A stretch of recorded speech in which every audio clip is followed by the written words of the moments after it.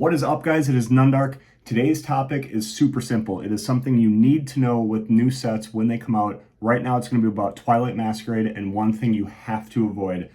Do not lose money. Don't get into the hype of some of these big chase cards till the market settles. I'm going to get into exactly why and a strategy to cards you should look at and when is the right time to buy when a new set drops. So we're going to talk about that. But if you are not a subscriber, which most of you aren't, thank you to those who are. Please hop on this train. It ain't slowing down. We're at 540 subs, over halfway to our goal of 1,000 subs. And I cannot thank you guys enough. I love how the community's grown and how the channel's grown. But yeah, hop on that train. Locomotive ain't slowing down anytime soon. I do want to talk about three cards that I picked up since the last video that I just absolutely love. The first one is this Trainer Gallery Pikachu card from Lost Origin. There's Ash in the background, Pikachu right there. There's a VMAX version of this card too. I don't know why I didn't know that this card existed, especially for my appreciation for Lost Origin and just where that set's gone. But I love Pikachu cards. I have binder pages full of unique Pikachu cards. Stoked to add this to the collection. And I also love Trainer Gallery cards where they pair the trainer with their Pokemon. So super stoked about this one. The second one is the Japanese Magikarp from the English set Paldea Evolved, right here. This card, nowhere near the value of the English set, but to me, this card is not about value. Not everything has to be about value. This is one of my legitimate favorite cards ever made by the Pokemon Company. This is from the Japanese set Triplet Beam. Let me know in the comments which one of those it is. I'll look it up after, but it's one of those. And look at this artwork. I'll take it out of the sleeve. This is worth about $25, so I can, mess around with it a little bit more than the English copy.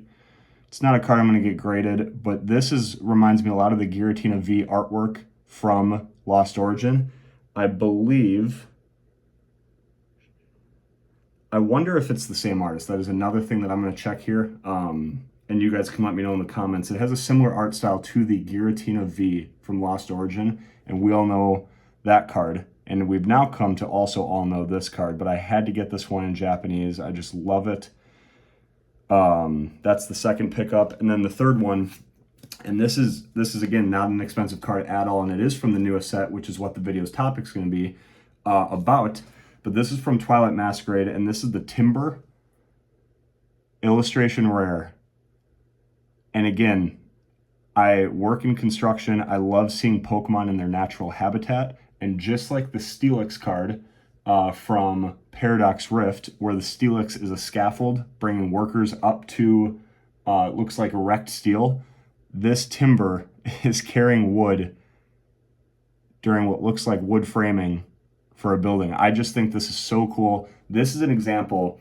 Actually, we'll get straight into the topic off of this card. But yeah, three cards that I picked up. And on this card, this is a $2 card, $3 card tops right now. That is so undervalued for just the artwork alone. I don't think this card has playability. I think there's reasons why this is a cheaper card. But at the end of the day, one thing people can always hang their hat on is the artwork. And people love to see Pokemon in their natural habitat. People do appreciate the illustration rare and special illustration rare artwork of Scarlet and Violet. And in the long run, you can't tell me that this card, and we're seeing it with Crown Zenith right now, the artwork in some of these sets is so superb. This will not remain a $2 card in the future. It's just not getting the Greninja hype right now, the SIR hype, the trainer SIRs in Twilight Masquerade. This is just chilling along in the bottom, underappreciated, but is such a good pickup, especially for the price right now. In today's video, we are going to talk about prices. Again, not everything's about price. This certainly isn't for me. None of the cards I just showed are. But it is important to look at and to know how not to blow your collection budget and waste your money when a set comes out. When a set drops, there's a lot of hype and a lot of FOMO and a lot of extending the market value. The set right now, Twilight Masquerade, is worth $1,100 if you total up every card. That's crazy. Someday that'll be the value of the set, but that will dip, and we see this with every set. So this is not me hating on Twilight Masquerade. I think it's a fine set. I think there's some stuff missing, and I think some of the sets coming up are going to be better. But it's not a hate toward Twilight Masquerade. When a set comes out, the set's price and the chase cards prices, once they get established, like in days time upon release, are just through the roof, through the moon. The Greninja right now is $150 plus card. The Carmen, the Perrin, I think the Carmen's also over $100. There's not two cards in this set worth more than $100. There is no Charizard. There is no Magikarp with this artwork. Even the Iron Crown, the Moon Crown from Temporal Forces, there is no card like that in this set. The Greninja will remain the chase card in my opinion. It's also super playable, very powerful. You can search for any card in your deck. That's extremely helpful, and it can do 120 damage to 2 different Pokemon on your opponent's bench. So that's very, very playable. And the artwork is crazy. It's a busy card. It's obviously the standout focal SIR from the set. It's going to remain high. Do you need to pay $150 right now for it? No. And there's like 8 cards worth $30 or more in this set. Just let the market chill. Don't get wrapped up in FOMO. And what happens is a week or two after these sets come out, and everyone kind of goes after these cards, and then people are stop buying them at that price, the prices go down. The other thing you guys have to realize is in the competitive scene, when a new set drops, it then becomes tournament legal sometime there shortly thereafter. And again, I'm not a player, so I don't know exactly when, but people are trying to figure out where these cards fit in their decks. We don't always know which ones are going to be playable. And until some of these regional events and tournaments happen, where we establish that, you know, these Ogerpon masks, there's 4 versions of the Ogerpons, and they're in full art, gold, SIR form. We don't know which of the 4 Ogerpons is going to just take off in the competitive scene. And to try to predict that right now and grab them all right now, when, if you're a collector, and not really know which one is going to be the card, I think it's irresponsible to buy all 4 of those Ogerpon masks too early, when the competitive scene might find out that only one of them is playable, 3 of them are trash.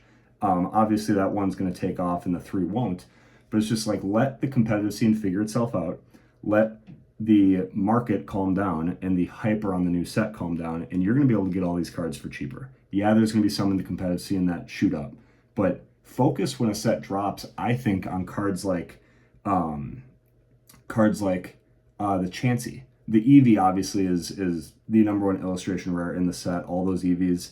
That one is pricey right now. I think it's going to actually remain pricey. But you can't tell me that Chansey card that has like 6 other Pokemon featured in it, including a baby Snorlax and a Psyduck.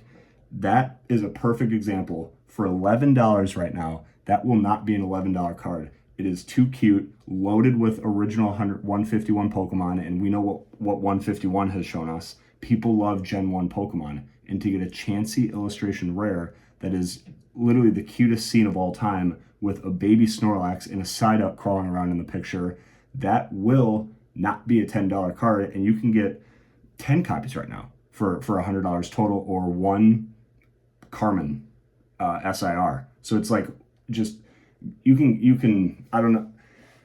This is a long way for me to say, let the market chill out after these sets drop. Let the competitive scene figure it out.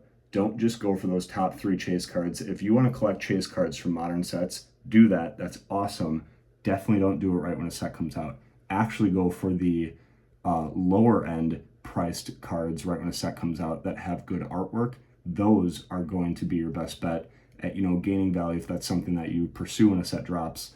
Or if you're just a collector and you love beautiful artwork, why not get the ones that are cheaper when a set drops? Get the ones that come out the gate running, that are very expensive when they drop in price at the dip, and then they'll start to climb. Like, just be smart about when you get some of these cards.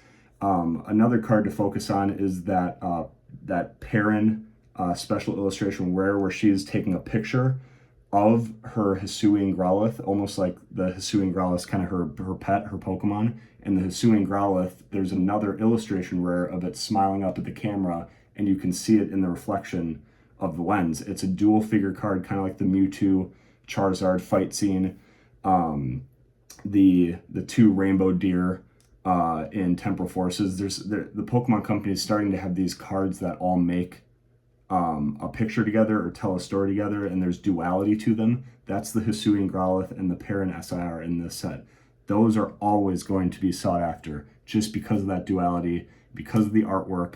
It's not a playability thing. It's just, those are going to be cherished cards. So that's an example of one that started out hot, might stay there, just like the EV2. But I think the Chansey's underrated. I think this Timber is underrated. I think you can find some of these underrated cards and then just pump the brakes on going after the big hitter Greninja. It won't always be a $150 card. I think it's going to be more than that someday, but I think it's also going to creep down into the double digits at some point here in a week or two. And we'll check back and see if that proves true. I'm not a wizard, Harry. That was way cringer than it needed to be.